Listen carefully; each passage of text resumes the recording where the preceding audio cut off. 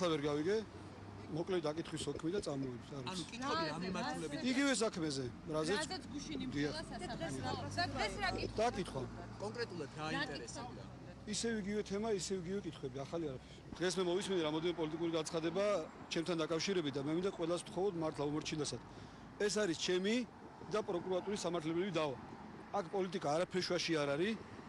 მე ვარ ყოფილი პროკურორი, თავარი პროკურორი და მე მედავება დღეს ჩემი შობლიური ასე დავარქვათ პროკურატურა. სადაც მე 18 წელი ვიმუშავე და სოფლი მაქვს ჩაქცეული და მე მინდა სამართლებრივი მეთოდებით გავარკვიო მათთან ურთიერთობა და ძალიან გთხოვთ.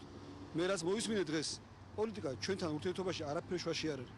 მე გამიყალბეს საქმე და მე მივყვან ამას ბოლომდე. კონკრეტულ საგამოძიებო მოქმედებას კონკრეტული რაღაც შედეგისთვის და რაღაც მიზნისთვის უნდა ჩატარდეს.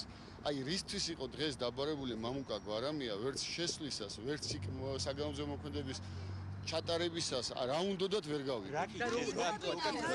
გეტყვი ძალიან მარტივად კითხეს თუ არა ადასტურებდა მის მიერ მიცემ 2 დღის წინ მიცემულ ჩვენებას. აბსოლუტურად ალოგიკურია. როდესაც გუშინ მთელ სასამართლოზე ეს ჩვენება სრულად დაადასტურა ბრალდებული სტატუსით მამუკა გვარამია. ეს იყო ერთადერთი ეს იყო ერთადერთი შეკითხვა რა უნდათ.